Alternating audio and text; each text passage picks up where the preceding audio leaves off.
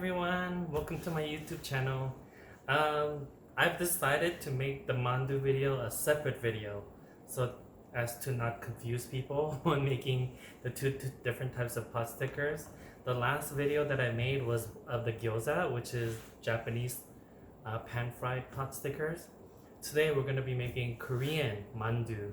Mandoo is basically with this flour skin, and you put the filling in there. Usually it's made with tofu, some sweet potato starch noodles, and some type of meat. But we're gonna forgo the meat today, and we're gonna make two different types of mandoo.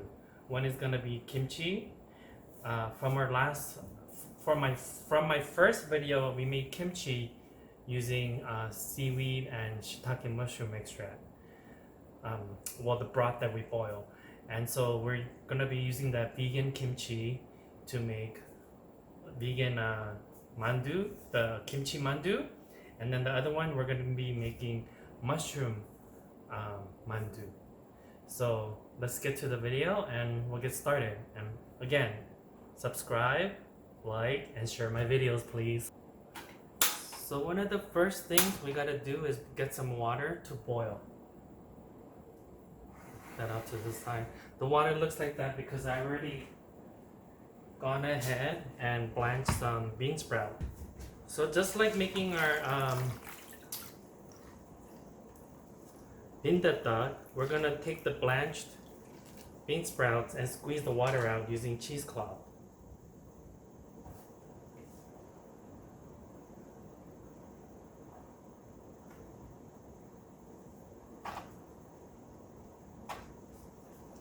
Just squeeze the water out. Making mandoo has pretty simple technique, but the techniques are simple, but if you don't follow them, it may end up pretty it may not turn out really well, especially when you're trying to make to enclose the filling into the skin, because if you're filling this have too much moisture in it, it's gonna wanna bust on you when you try to shape it. So again, take the bean sprouts. Oops. I was being too forceful and I kind of tore the cheesecloth a little. That's okay. I can make it work.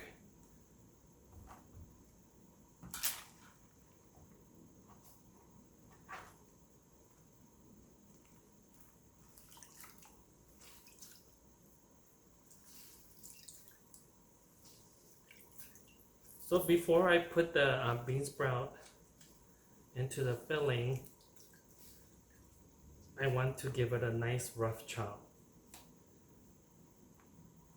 Because if you leave it in long pieces like this, and you try to, let's say you made the filling and you're trying to scoop it out, and you see like strands of bean sprouts come down. So we're gonna cut it into small pieces. Not too small, because you still want that bite of bean sprout, the chewiness from the bean sprout. So once we have the bean sprout,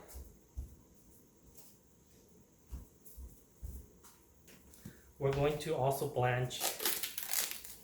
That was 12 ounces of bean sprout, which was one package. Then we're going to take half a head of napa,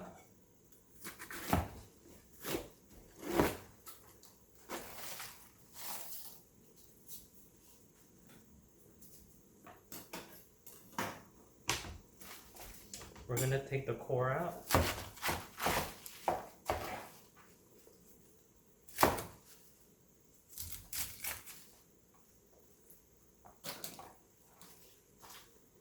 And we're going to cut it into like a small to medium dice.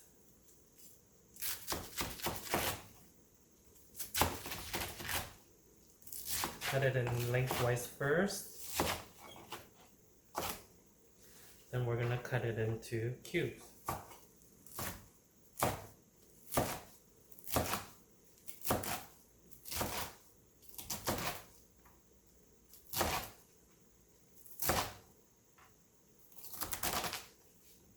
So it's more like a in between small dice and a medium dice. So about like a little less than 1/4 inch thickness, or I'm sorry, in between 1/4 and a 1/2 inch.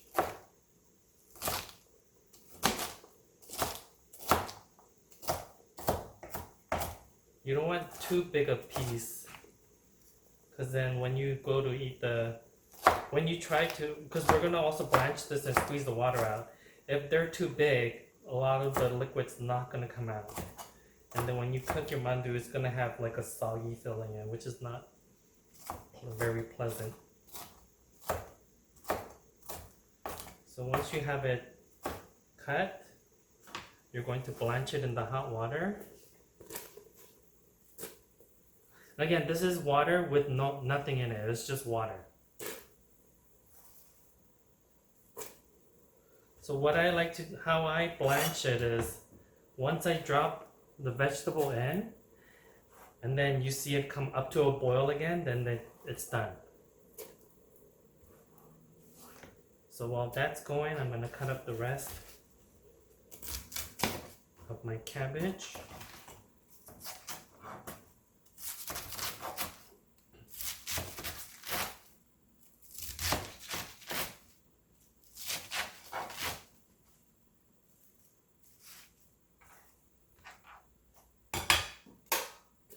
I can hear the gas and the water underneath it is about to come to a boil. So I'm gonna do this in 2 batches because it's too much to try to bring it up to a boil. So the vegetables will be in the hot water too long and it'll get kind of like soggy. And when you try to squeeze the water, it'll be just a mush. So basically, you're just blanching when the cabbage gets just a little tender, not too cooked, you know.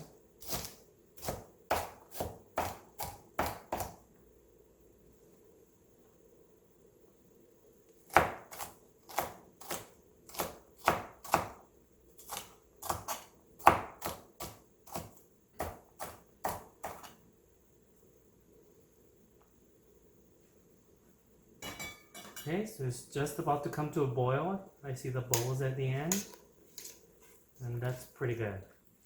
So we're gonna take it out, put it into the cold water.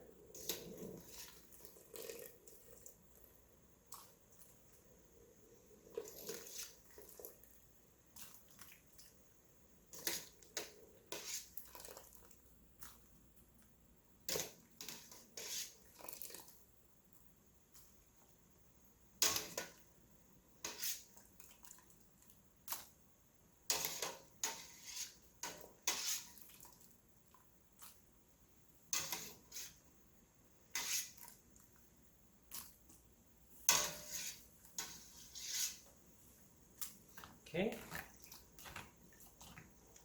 so let the cabbage cool down. When it's cool enough for you to handle, you're gonna take the cheesecloth again, place some of the cabbage,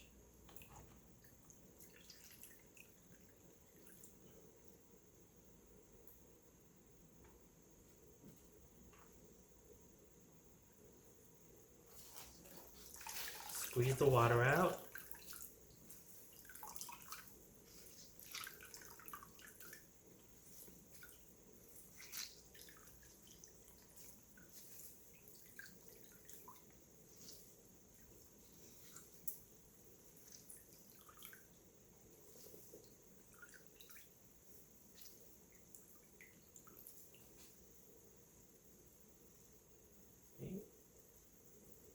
Yeah, making mandoo is it takes a lot of effort. That's why when my mom used to make this, well, growing up, we lived around other Korean families that immigrated from South Korea at the same time. So there was like families of us all living nearby each other, and they used to actually like have a mandoo making party. So everyone would buy their part of the ingredient. Like someone would buy the meat, someone else would buy the tofu and the long rice, the Korean sweet potato starch rice, and someone else would buy the mandu pea or whatever. And so it'll be like an all-day event. They would prepare the filling, and then all the kids would also help too to shape it, actually, to put it into the mandu. And because it was a lot of work just for like, think about if you were a housewife and you were about to do this, and if you're, especially if you're a working mom, you're not gonna be able to make this, you know.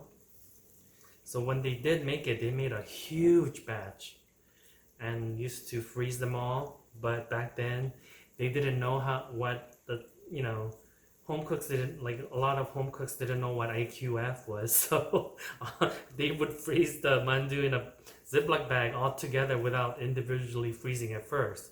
So they would all be stuck together. But anyways, it was delicious nonetheless. So squeeze all that water out, and you're gonna get a nice, so we have a nice fresh ice water here, ice cold water. We're going to place all the cabbage in here.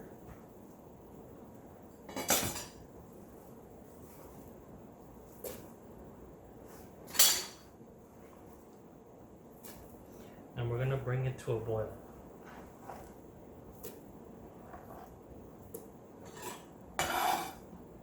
So while this is coming to a boil again, I'm going to prepare the mushroom for the mushroom part of our mandu. So I have fresh shiitake mushrooms here.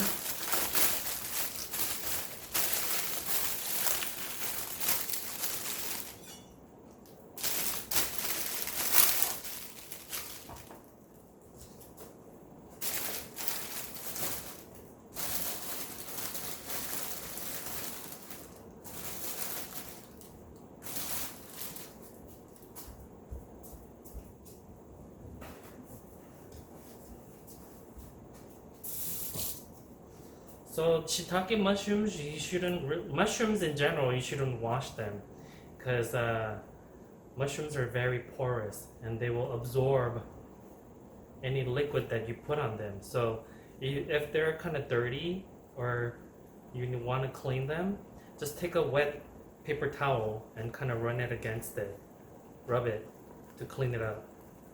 And so this one is pretty clean. These are just mushroom. This is the actual mushroom, but just in case there's some dirt on it, I'm going to be cleaning it like this. That reminds me of a story where like one of the instructors told me at Le Cordon Bleu when I was teaching in Pasadena. She said that she used to go work part-time for the Wolfgang Puck Catering in Hollywood because they used to use a lot of students from Le Cordon Bleu back then. And so one of the chefs, catering chefs that was in charge of the catering event was telling my friend who went to the event as a staffer, she was about to wash some organic spinach. And the lady who's in charge from Wolfgang Puck told her, "What are you doing? You shouldn't wash those. Those are organic." And I'm like, when my instructor friend told me that story, I was like, I guess she doesn't know organic doesn't mean there's no fertilizer or dirt or bugs on them. It doesn't mean it's free of all those. Organic just means it's free from pesticide, you know? And so when she told me that story, I was just flabbergasted and I just kind of laughed. And cleaning the mushroom kind of reminded me of that story a little bit. So anyways, yeah. So I have the cabbage that's gonna be cooled down here, and then now that I have the water going here, I'm going to actually cook cook my potato starch noodles. So this you can find in a Korean grocery store. I've also seen it in Vietnamese and Asian grocery stores. So basically it's like a clear noodle that they make from potato starch. So like follow what the packaging says. You know, if it says to cook it for 10 to 12 minutes on boiling high, then that's what you do. So I'm gonna cook this, but what I'm gonna do different from what the packaging says is that it tells you to rinse it, but I'm not gonna do that. Because if I rinse this, you're rinsing off a lot of that starch that kind of makes it sticky a little.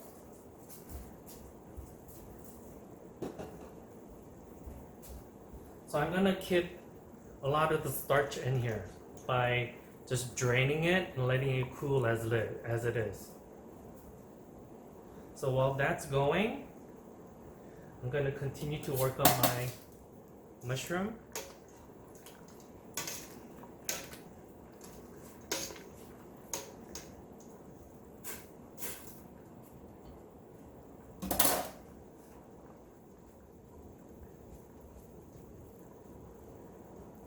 These mushrooms are pretty clean, I have to say. They're not really dirty like some of the mushrooms can be, you know.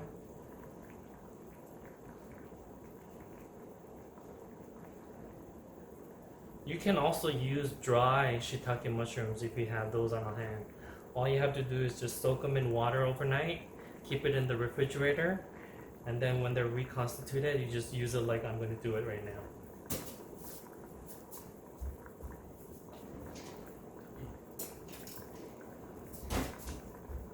So we need to trim the stem. We're not going to use it.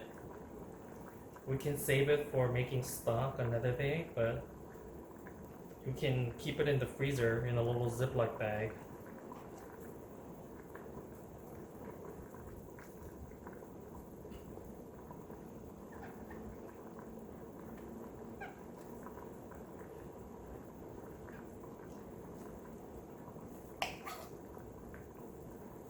We're not using the stem because the stem tends to be really chewy, and it's not pleasant if you keep chewing on a piece of mushroom that never really quite breaks down.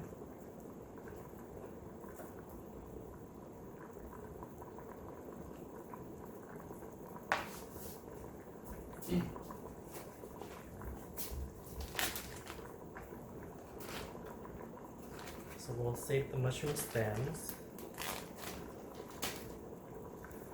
Then we're going to take the mushrooms and just give it a slice and rough chop to put it into the food processor.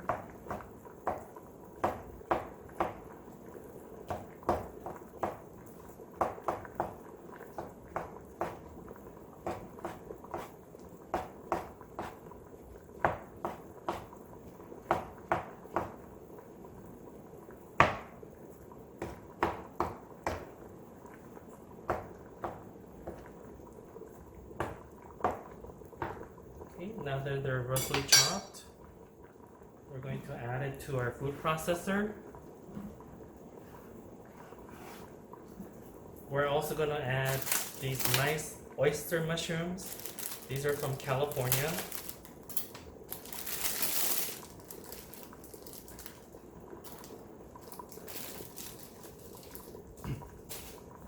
These mushrooms are pretty tender at the core also, so I'm just going to kind of give it a good feel. Like the bottom is really fibrous.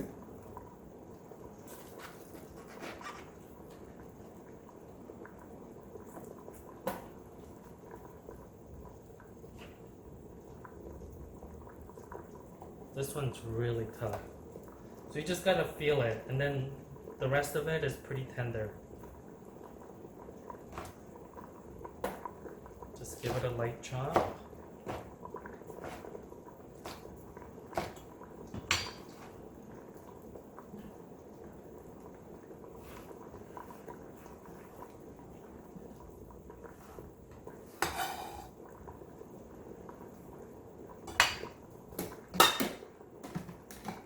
We're just gonna pulse this.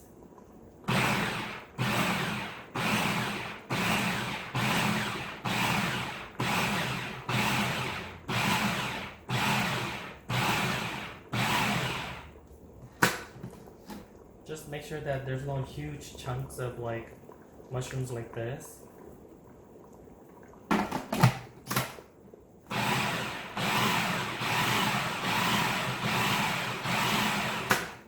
We don't want it too fine. That's perfect right there. So while I was doing the mushroom, my sweet potato rice, sweet potato noodles is done.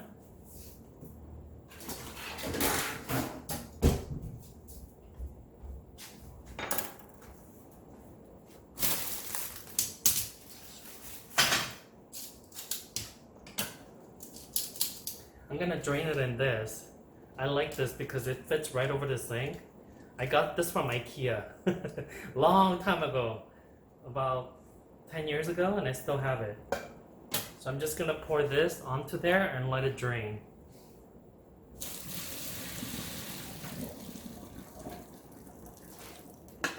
And that was about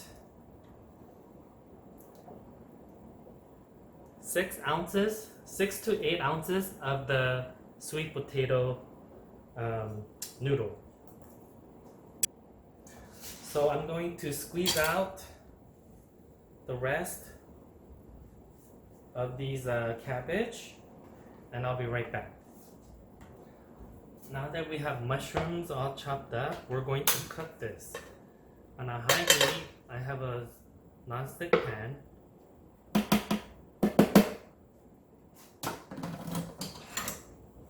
I'm gonna put about 2 to 3 tablespoons of oil. I'm using the light olive oil again. And we're gonna add our mushrooms right to the pan.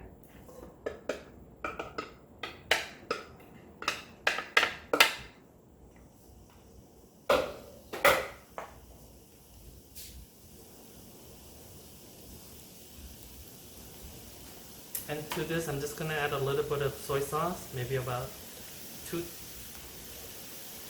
to 3 teaspoons. And I'm gonna put a little garlic salt.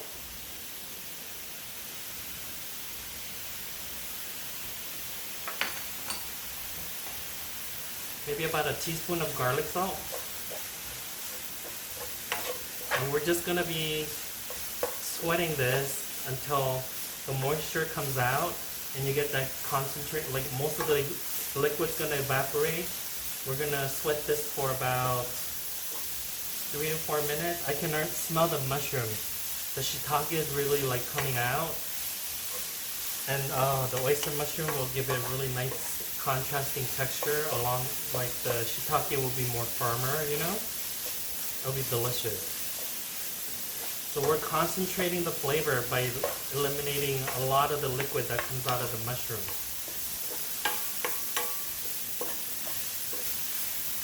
So if you added a little shallot to this and little fresh garlic chopped, you'll basically be making mushroom d'Axelles. It's a French term for chopped mushrooms with, that's sweated down like this, usually with shallots and garlic, and maybe a little bit of thyme. But I'm kind of modifying that to make this vegan Korean mandoo. So you see how the mushroom was a little dry looking when we first started? Now it looks nice and moist.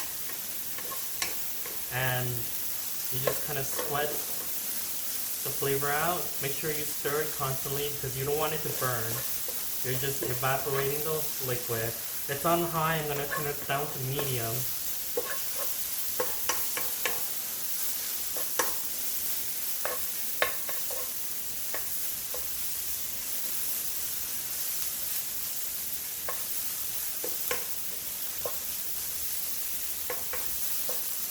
That looks good. So a lot of the liquid has come out and evaporated, and the mushroom flavor has been concentrated and a little heightened with a little bit of soy sauce and of the garlic salt that's in here. So we're going to turn this off and we're going to let it cool on the side here while we chop our other vegetables.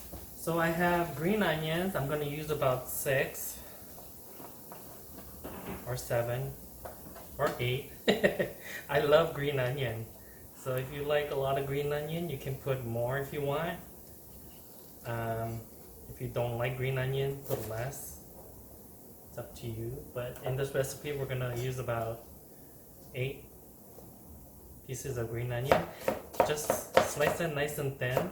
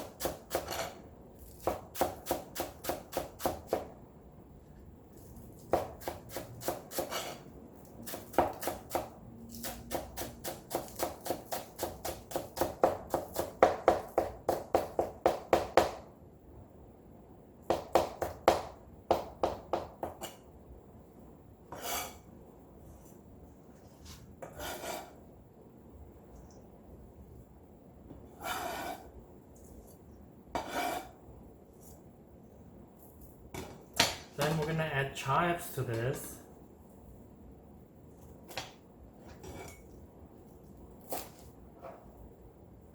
I would say about 4 ounces of chives. Make sure you take out, like, if the chive isn't that fresh, pick it out. Make sure you don't have any, because like chive has that, when it's not fresh, it has that, I don't know, we're making food and it's gonna, if you have me to say it, but when chive rots, it has that urine smell. I don't know. Or like when you open can of pineapple and you have that acidic can smell from the can, that's what it smells like. So try to get fresh garlic chives. If you don't have access to the Asian chives, you can definitely use the American variety, the round looking chives. Just cut them nice and thin like this.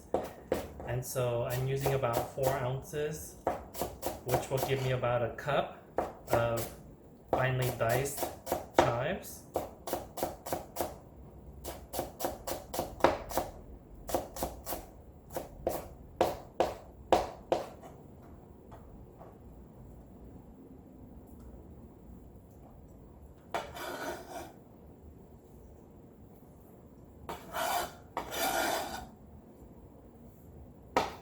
Okay, now that we have our chives,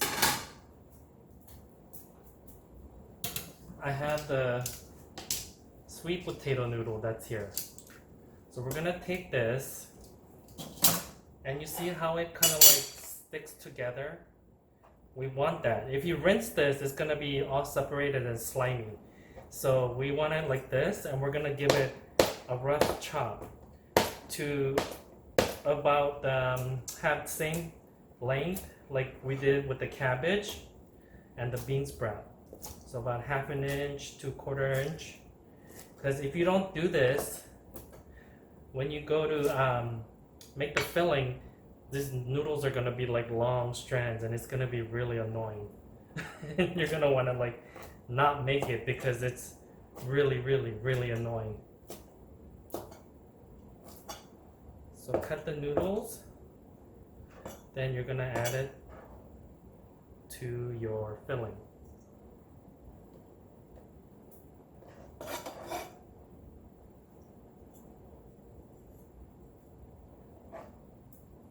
See how sticky they are? This is what you want. Okay, so one of the main ingredients we're going to be putting soon is the tofu.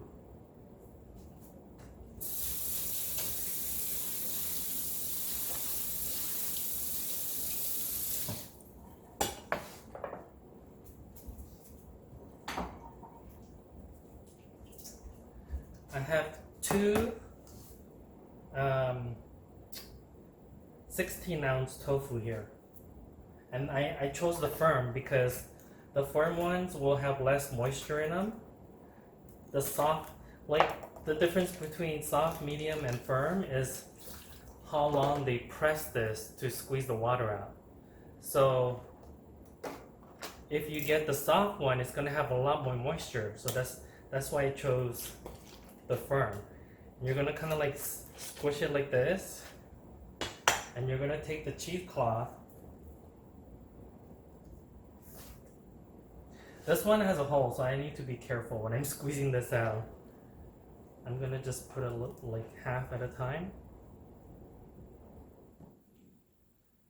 And what you need to do is I'm going to cover the hole, and I'm gonna squeeze the water out and show you. So you like tofu has a lot of liquid in it also. So squeeze all that water out. This is the key to making proper mandoo. You gotta squeeze as much of that water out as you can. Because even though you squeeze all that water out of the tofu and like the bean sprout and cabbage, more liquid will come out of it as you cook it. So one of the reasons why when people make mandoo at home, you see them like busting open is because there's too much liquid in there.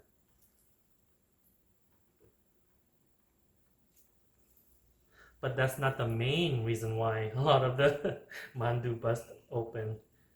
And I'll show you that technique also. So squeeze as much as you can. Then you have this nice firm tofu. You're going to do the same thing with the remainder.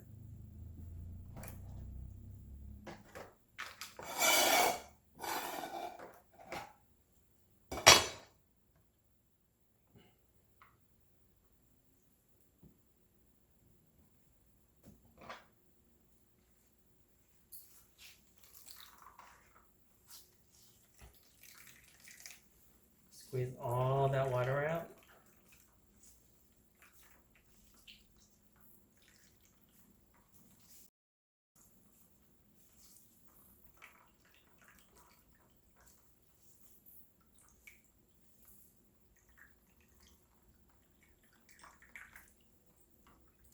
So out of this tofu, this is how much more water that came out of it when I squeezed it out. That's a lot. Oops. My hole here. I'm gonna cover that up so none of the tofu escapes. Tofu is great for you because it's the only vegetable protein that has complete amino acids. So that means a lot of the essential amino acids that humans need and animals need, we cannot produce it. So you need to get it from a plant source. And it's rare to find all 20, actually there's like 21 amino acids, but 11 of the essential ones that we need to survive is only present, the only plant food that has all 11 essential amino acids is the tofu. So tofu is good for you. And I hear a lot of people say, oh, but there's like estrogen in the tofu that gives you man boobs. I'm like, have you seen Asian men in Asia? How many of them have you seen with lots of man boobs?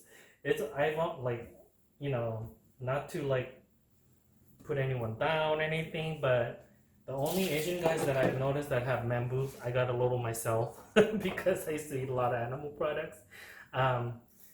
There's like Asian people living in Western countries where there's a lot of hormones in the meat and dairy, So tofu will not give you man boobs or turn you into a woman, trust me.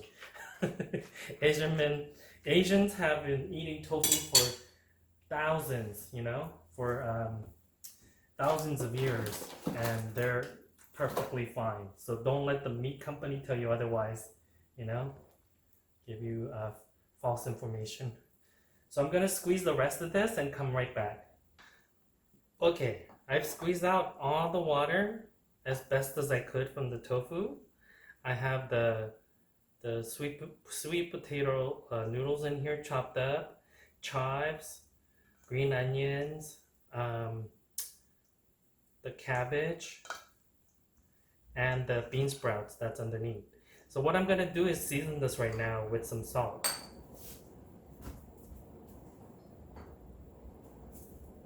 So we're making the base of the mandoo. With this, you can make different types of fillings as you want to make. So I'm gonna make 2 fillings today. So I'm gonna make this main filling and then divide it into 2, and I'm gonna make the flavored ones. So I've put about 2 tablespoons of salt in here, and I'm gonna put about a tablespoon of onion powder. This is a little trick that I do because if you buy the pre-packaged stuff, and then I'm gonna put about a teaspoon of the granulated garlic. That's what's usually in there to flavor. Like dried onion powder and fresh onion is totally different, you know? So I'm going to mix this up to see if I need a little more salt. So for the mandoo, there needs to be a good amount of tofu in here to give it that really almost little nutty flavor from the tofu. A lot of people say tofu doesn't have a flavor. No, it absolutely does have a flavor. If you eat it by itself, it has that soy flavor, which sometimes could be a little nutty. So after you mix this, give it a little taste. Yeah, it will definitely need more salt. I'm gonna put in another tablespoon.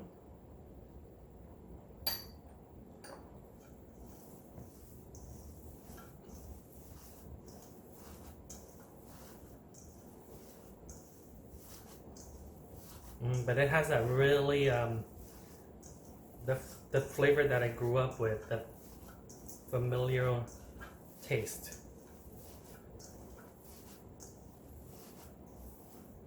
Taste it again. Perfect. So overall, I have about 3 tablespoons of salt, and then I'm going to divide this in half.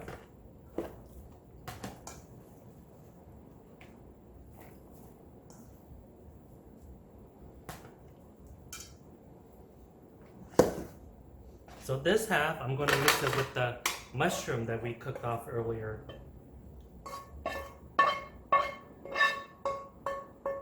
And I'm not gonna have to readjust the seasoning because the mushrooms were seasoned with garlic salt.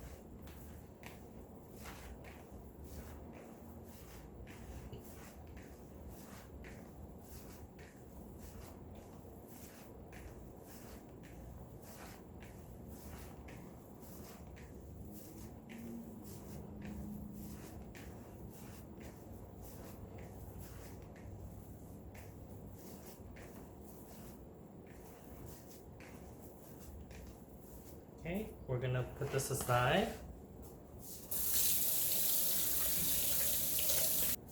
This is the same kimchi, you know, that I made from the video. I left it out for a few nights to get it extra, kind of like try to get it a little sour. So usually when you make mandoo like this, you want to put like the sour kimchi. This has a little bit longer to go, but this is all I have, so I'm working with what I have. So I'm gonna take about 2 cups of kimchi. And I'm going to squeeze as much of the juice as I can. Because again, you don't want too much liquid in making the kimchi filling.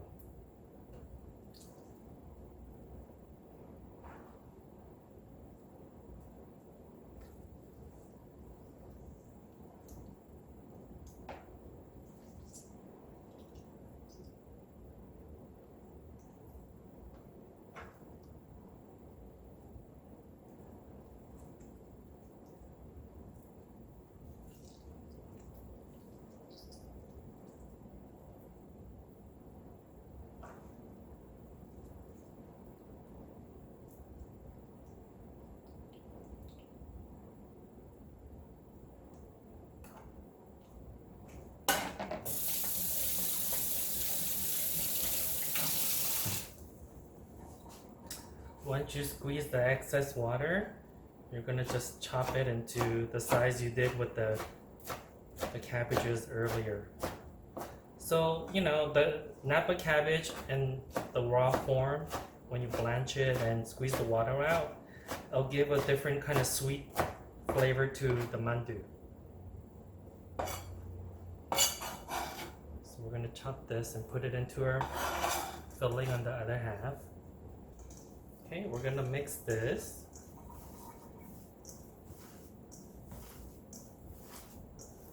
And this will give it that nice kimchi flavor. And since we're not putting an egg in here, we're also going to bind this with the pea protein powder that we did with the gyoza recipe and the konjac root. So the konjac root powder is what they make the konnyaku out of. It's like the vegan kind of like jelly the Japanese make to eat. It's like a savory jello.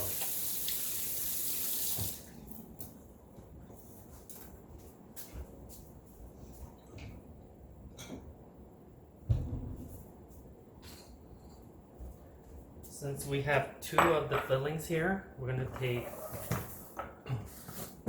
2 tablespoons of the pea protein powder.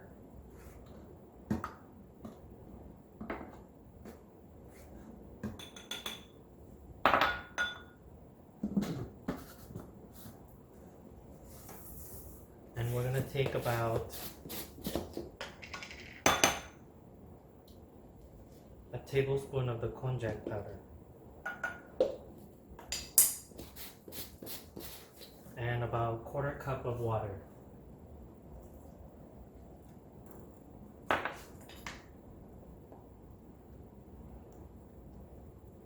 Mix this up, and this will make a nice binding mixture.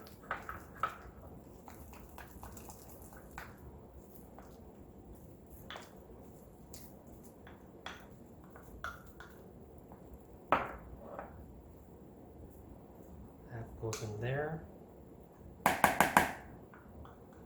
Other half into the kimchi filling.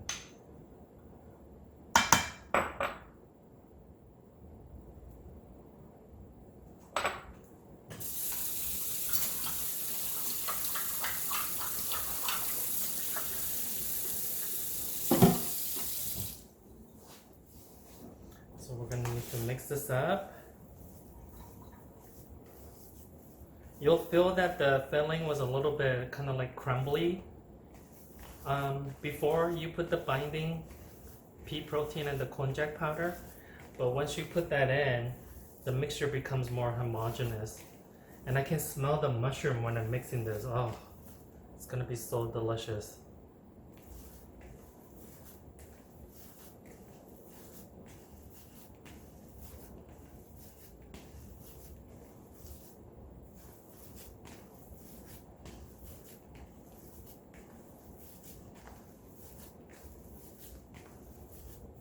See, when I put it into a clump, it gets into a clump and stays there.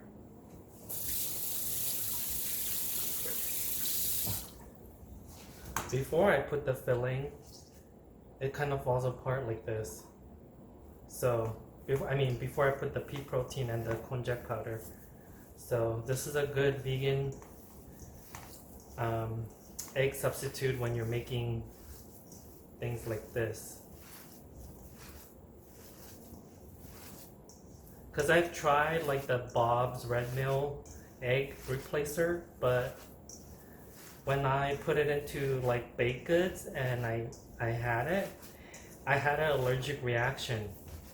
My upper lip kind of swelled up a little along with the lower lip, so I was like, well, I don't really want to eat this because if I have an allergic reaction, then I don't want to put it into my body. So I've experimented with like different egg replacers and recipes, and this is the recipe that I like to use for making savory food.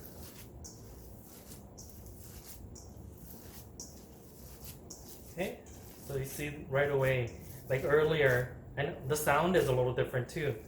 when you clump it up, it doesn't break apart like before. So this is ready to go.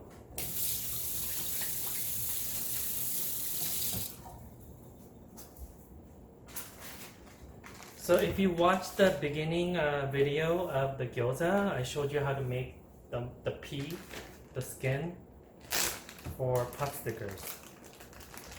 So the only difference between the gyoza pot sticker, the pea, and the Korean one is going to be that it's going to be twice as thick. So that I rolled it out to number 4 on the pasta roller, but this one I rolled it out to number 2, so it's twice as thick. I need a cookie sheet with some flour on there.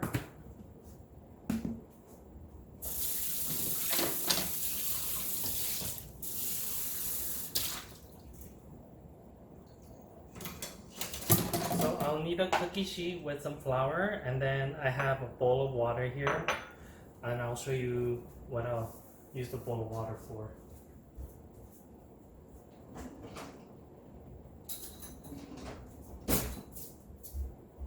So you're gonna take the mandoo pea.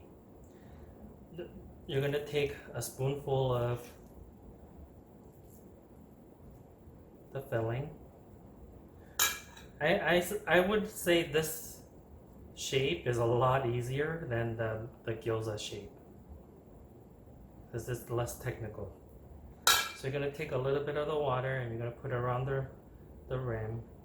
Then all you're gonna, and this is how we usually make the mandoo shape.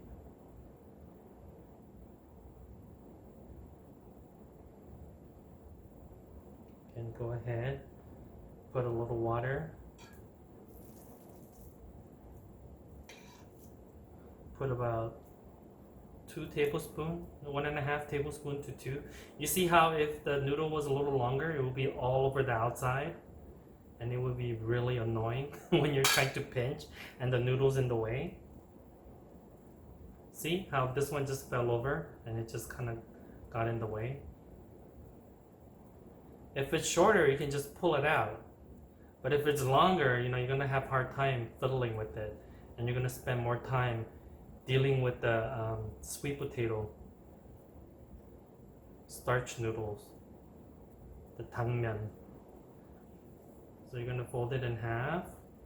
Try to get the air bubbles out. Okay. This is the shape we make usually to boil them or to pan fry them. And then I'll show you a little, it's like a traditional Chinese shape, but if you steam them, this is the shape a lot of people do.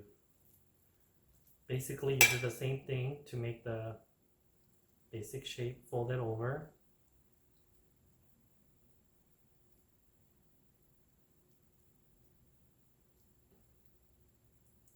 Get all the air bubbles out.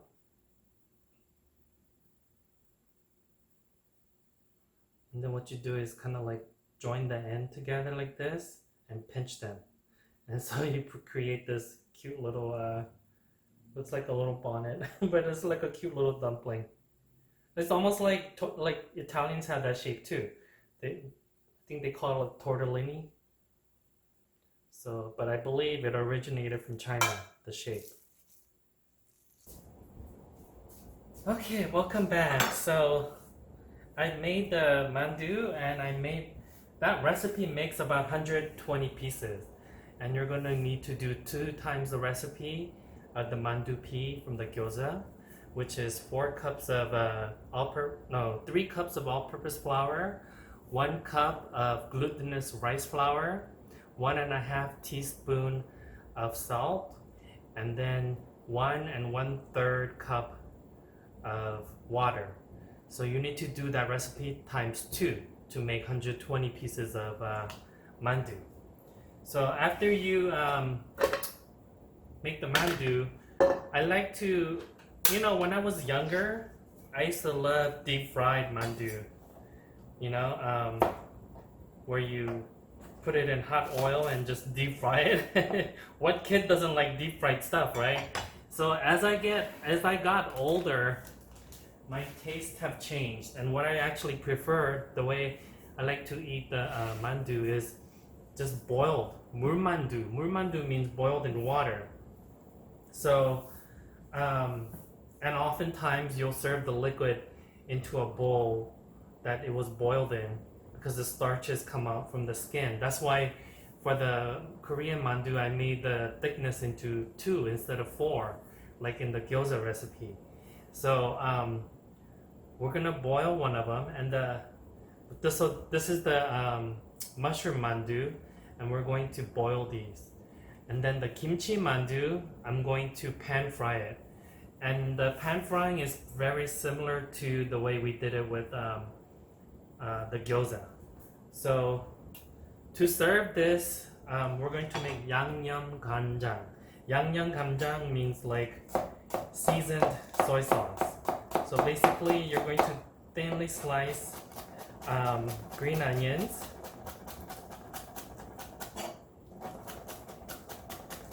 This is just one green onion that you're going to thinly slice.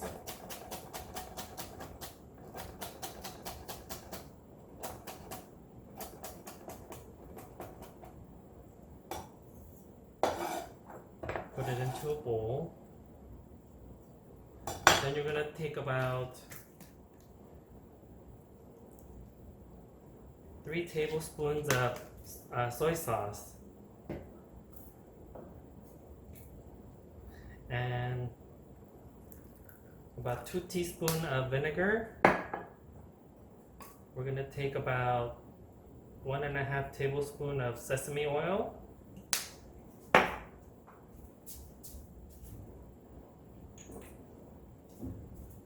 Then we have the Korean chili flakes, which is the ones we use for kimchi.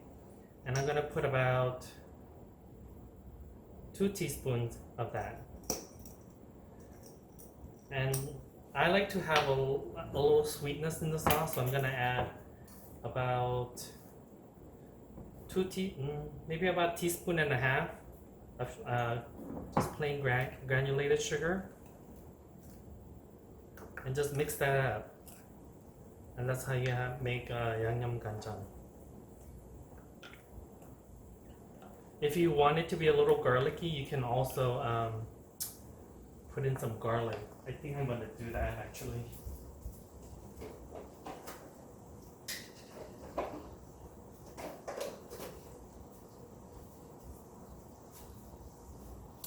I don't know where I placed my microplane, so I'm just gonna mince this really fine.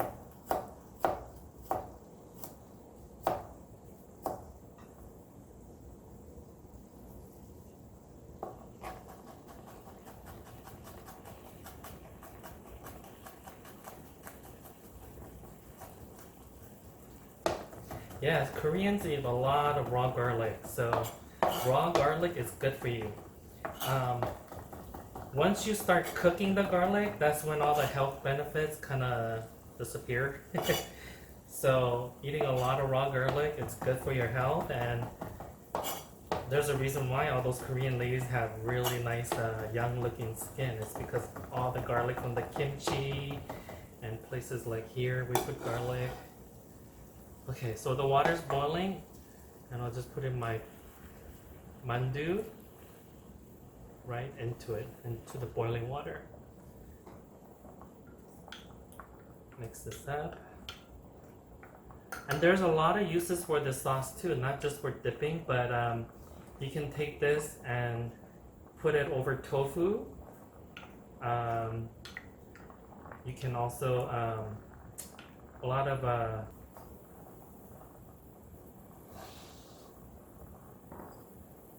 for about 6 to 8 minutes. We just want to make sure the pea, which is the pot sticker skin, will cook all the way. And just like the pot sticker, the gyoza, we're gonna place the kimchi mandu in here, like this.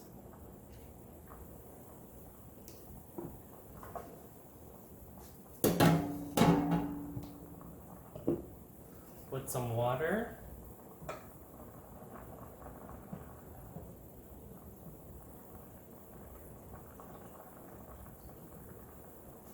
about a cup of water, and we're gonna cover this. Once this comes off, I'm gonna place the kimchi pot stickers right on there.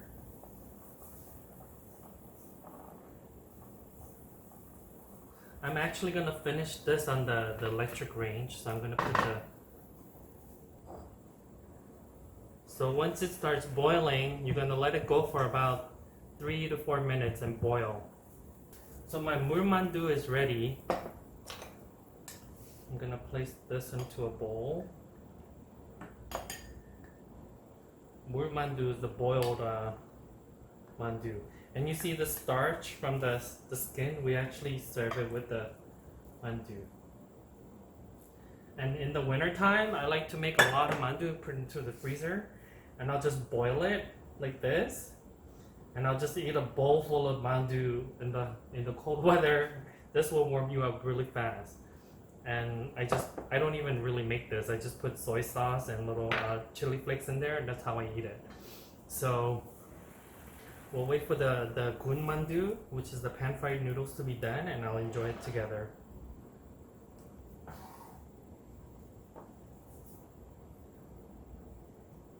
So it's been about 3 to 4 minutes. We're gonna drain the excess water.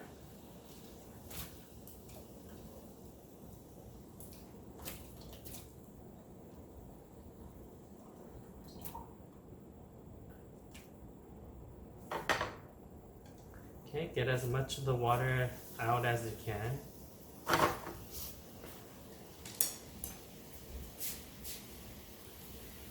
So when most of the water evaporates, we're going to add a little bit of oil. This again, light cooking, light olive oil that I always cook with.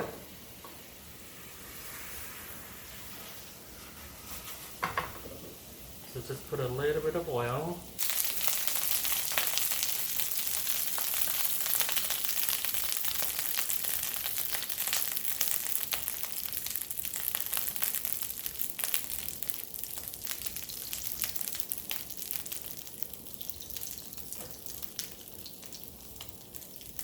Again, if the heat is too high, you're not going to get a golden brown. You're going to kind of burn it before it's that golden color. And you see how it's starting to get a nice golden color right here. Since we kind of steam the mandoo in water, it's cooked all the way. We're just going to brown it in the pan. Again, I'm using a ceramic coated pan instead of a Teflon, because Teflon is not good for you to use.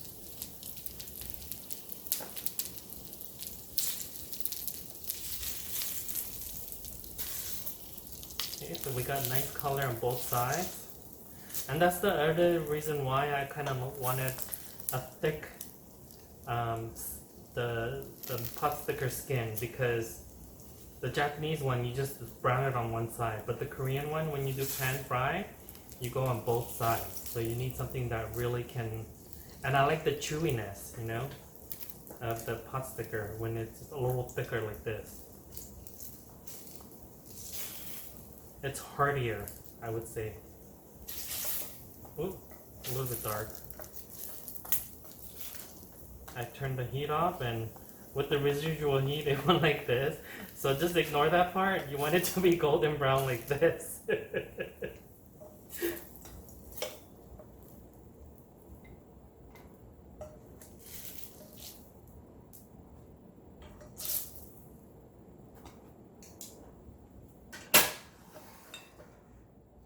And here you have mandoo, which is boiled mandoo. This one's the mushroom flavor. Then we have the gun mandoo, which means pan-fried noodle. I mean, not noodle, mandoo, pan-fried mandoo. So we have the mandoo here. If you were making them along with me, I hope you had fun. If you just watched it to see how it's made, I hope you learned something new. So usually how I would eat this is that I would make a little indentation in the middle right there, so that I can put some of this tasty 양념 간장 right into it. And then I'm going to take a bite. It's really hot, so be careful. Look at that. And get all that mushroom flavor. And then the broth just kind of like warms you up. As the 양념 간장, the seasoned soy sauce goes all over the broth, it makes it really tasty also.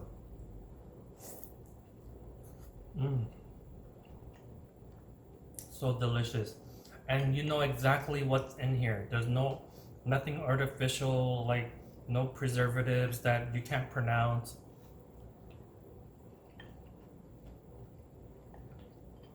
Delicious.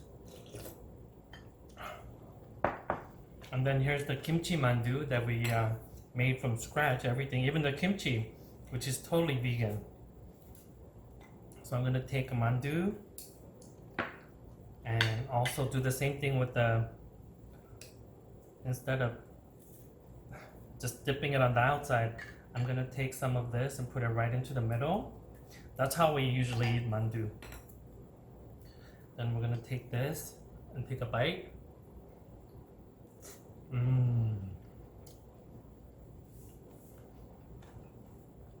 This is the flavor.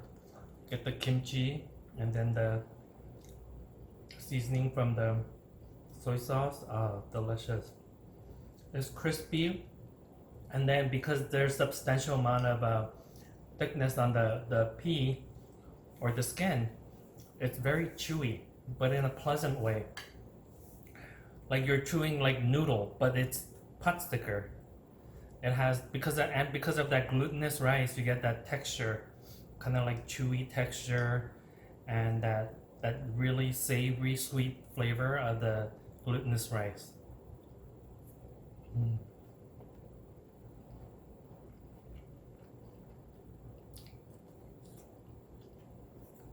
I have to have another one. It's so delicious. This is very dangerous because whenever we used to make this when I was little, I would eat like 2 dozen of this in one sitting. That's a lot, especially for like a preteen. Like I was in 6th, 7th grade, in intermediate, 8th grade. Dangerous. I used to eat so much of this. Now that I've gotten a little older, I can't quite eat as much. maybe at the dozen at the most in one sitting after making it, but no more. Even a dozen of these is pushing it. Maybe I can get away with 8.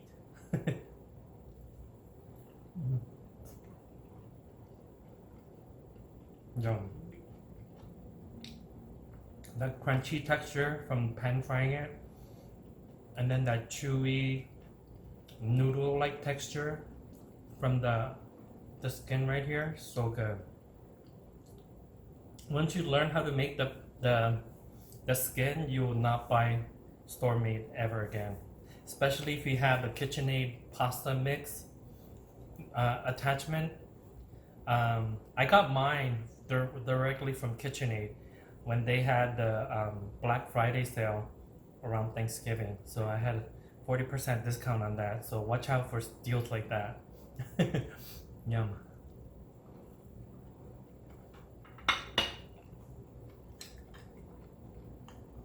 I need to eat one more of this boiled dumpling, mandoo.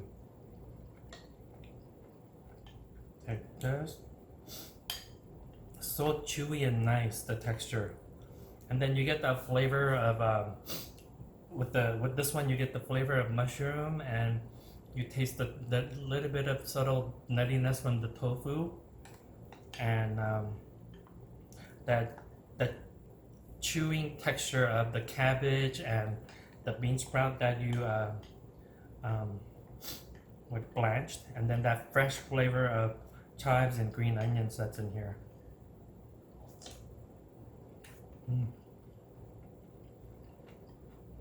This is good for your digestion because you drink the soup with it.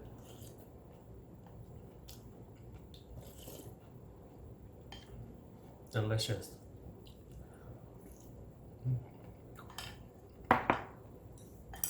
So in another video, I will make another video about cooking with these Korean mandoo. We have a dish called duck mandukuk. Usually that's eaten during Asian Lunar New Year. It signifies you getting a year older, and as you eat that, you celebrate another year of life. So I will show you how to make a vegan version of that. Usually it has eggs that's put into the soup, but we're gonna substitute with just egg, or I'll show you how to make just egg. I've seen a video tutorial of it, and it's not that hard. It's just a little longer process, which takes about 2 days. So I hope you enjoyed this video. Please like and subscribe and share with all your friends and family, and hope to see you on the next video. I'm your vegan Korean chef, Jay. Take care.